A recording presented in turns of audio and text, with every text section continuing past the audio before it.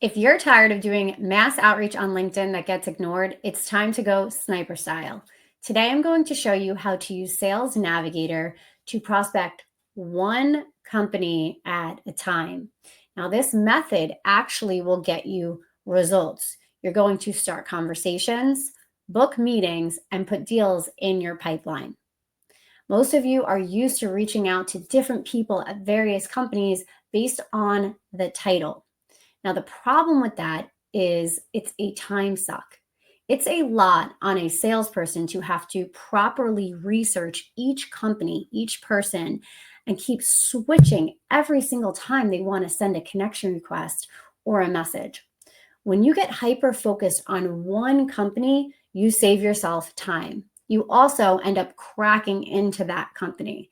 Now, I don't want to waste too much time, so let's dive into the tutorial right now.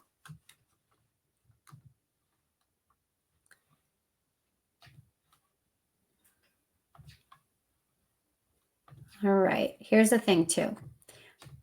When you are in sales, there is a method called, here we are. There's a method called account-based sales, and I'm sure most of you have done this, but it's a lost art, I am finding. So when you are in sales, you should have a list of your top 100 companies that you're trying to crack into, your top 100 accounts. It's called a sniper list.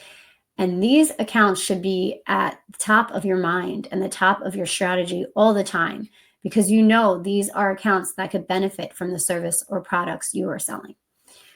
We are going to use a very general example here, and let's walk through it together. So let's say I am targeting banks, and I want to target Chase Bank. Now, I am selling some type of compliance software. Let's just pretend, okay? What I would do is I would build a list inside of Sales Navigator for Chase. And I would do this for all the other companies on my sniper list. Let's say, I don't know, Capital One, Wells Fargo, Jovia. You get the idea, right? All the banks. I would put them in separate lists. And I'm going to walk you through how to do this. So let's start with Chase Bank, right? You have a lot of people that work there. You have 33,000 results. Sometimes when you're doing this with smaller companies, like a company, let me explain to you here. Let me show you. Something like Cherry, you're not going to have thousands of people to look through. Oh, just kidding. It's the wrong Cherry. Let's do Fulcrum.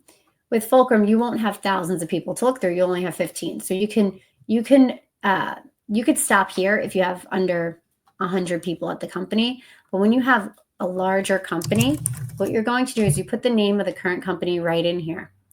Then you want to look for the titles that you sell into. I'm going to keep this really simple for tutorial purposes, but let's say compliance. We'll start putting keywords: risk. You want to put the main title, you say Chief Technology Officer, General Counsel. Maybe you want to say procurement. Whoever you want to put in here. Now, what you want to do is go to the geography. So for us, we're in the United States. Many of you are. You would include that down here in geography. We're still at 4,000 people. So we have to keep tinkering with this because we want to get it to a much lower number. More than 10 years experience, right? Decision makers, seniority level. Maybe we want to put, director, experienced manager. This is going to start whittling down the list.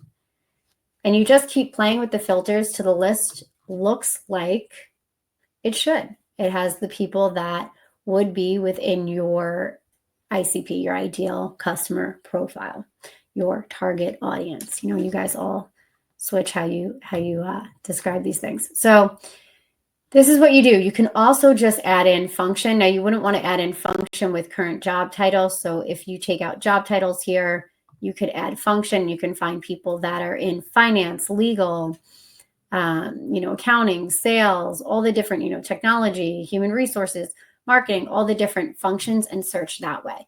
But the goal is to use these filters in Sales Navigator to get yourself a list. Now we have a list here. Then what you would do is you would select these people. We would say, okay, this is someone that looks like a good fit. This is someone that looks like a good fit. And you keep clicking through and you click and you add these people and create a list inside Sales Navigator. So I'm just grabbing random people here for the tutorial. You guys would do your due diligence and actually look through and make sure all of these people were the right people that you wanted to be connecting with and messaging. So then you come up here to where it says save to list and you create a list, create a new list. We're going to call this chase leads. Create and save. All right, there you go. Let's keep going through and add a couple more people so you can understand how this works.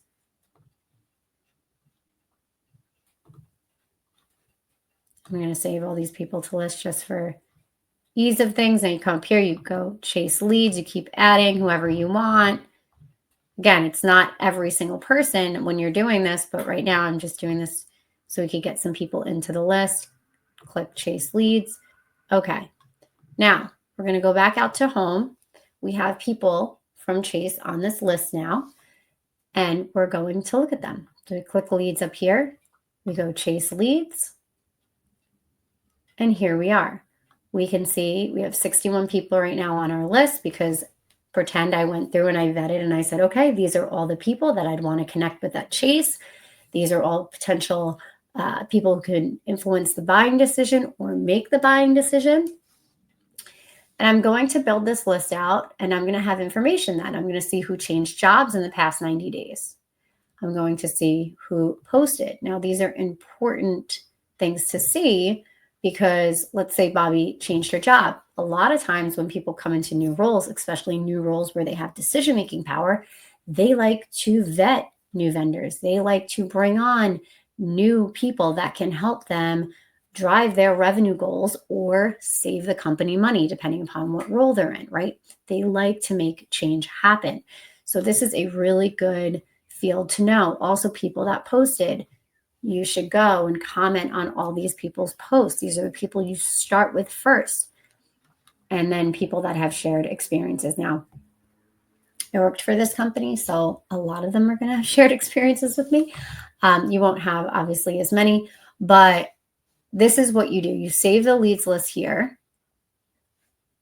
And then you go on LinkedIn proper. So regular LinkedIn, we're not sending in-mails. You're not doing anything on Sales Navigator. In-mails are not a good strategy for outreach. In-mails are good as a Hail Mary, meaning you sent your connection request, you sent a message if they connected, you emailed them, you sent them, you called them, you sent them something by mail, and like they're still not responding. You can use the in-mail as a Hail Mary, a last-ditch effort to try to get their attention. I usually like these more so for webinars, conferences, things of that nature, like invites.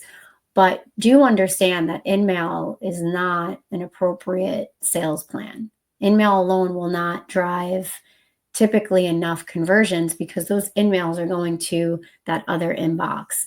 And they go to that other inbox and people don't see them. They just go there to die a slow, sad death. And for a lot of people, I know a lot of you who have advanced Sales Navigator plans and you work for bigger companies, you're in mid-market and enterprise level sales, in-mails are all the rage and it's part of your sales strategy. But I'm being honest here and telling you that's not a good strategy. What you should be doing is connecting with these people on regular LinkedIn. So you copy their name, Lisa Carbone, copy and paste, go to regular LinkedIn, put their name in, find them. Oh, that's not her. You find Lisa Carbone, you open her profile up. Okay, so she's a managing director, chief control manager, consumer and community banking risk, blah, blah, blah. Okay, this is good, right? This might be a good lead for me if I was selling compliance. So I would go and I would look at her post and I would say, okay, she posted this 6 months ago. That's probably a long time ago to comment, but I could always leave a quick comment. I mean, also she reposted it, so that's not great. I would look at her bio. I would look at her experience, right? But first, what I want to do is just connect. So I would connect, add a note, and I would say something like, hi, Lisa. You could put something personal here, like just saw your post on blah, blah, blah. If they recently posted, wanted to connect here so we could chat in the DMs, you could just say, hi, Lisa, wanted to connect here so we can chat in the DMs. Okay, Chelsea. And that's it. All right. Send the connection request, wait for them to accept it. And then from there, you should be sending a video message. In that video message, I would say something like, hey, Lisa, thanks so much for connecting. I actually used to work at JP Morgan Chase, and I've been trying to crack into, your compliance department for a while. I wanted to talk to you about blah, blah, blah. Or, I'm just curious. Just curious, are you guys able to manage all of the ever-changing regulatory changes and compliance needs for, what does she do? For your bank branches, right? Like something very simple. You want to make sure that when you do this approach, you personalize the outreach. That's all I'm saying. So it has to be like one quick sentence, personalized, and then you could go into your whole spiel. And that's a whole other video. And we're not going to sit here and talk about messaging. That's actually the hardest part, is figuring out what to say. And that's going to change based on what company you're selling for. But I do love just this whole framework, just so you know, and I'll give you the secret, saying, thank you for connecting when they do. Then from there, writing something quickly and, just a quick sentence, or verbally saying a quick sentence about them, something you've noticed from them. You're from New Jersey. I'm over here in New York. I'm your neighbor. Anything, like literally find anything if they haven't posted. And then from there, asking a just curious, I've been trying to connect with somebody from your team for a while, just curious, whatever it is. Now, you'd say just curious, ask a question related to the problem you solve. Let's say I was in, I don't know, website development. Just curious is, are you having any issues with your website right now? I noticed blah, blah, blah on the website, right? Quick, done, to the point, and move on.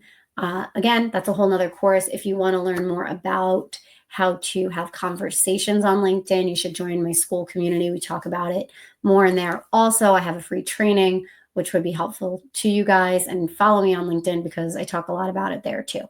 So, all right, I hope you found this training helpful. I'm going to stop sharing now. This is how you do account-based sales, how you target one company at a time. You take those sniper shots and you don't let up. You crack into a company, and you put it in your mind that you're going to crack into each of these companies this year. And it doesn't matter if you get a meeting with the janitor, you need to get into the company. So don't be too picky, get gritty, become resilient, work hard, and just go one by one, even just one a day, one a week. It doesn't matter, one by one, and get into a meeting with one of these companies on your sniper shot list. All right, hope you found it helpful. Again, reminder, follow me here on LinkedIn. I do a lot of tutorials, share a lot of tips. I've been teaching B2B companies how to leverage LinkedIn to build their brand, pipeline, and revenue for over 8 years now. And I've personally been selling on this platform for 15 years. So you guys can learn a lot from me. All right, have a good day.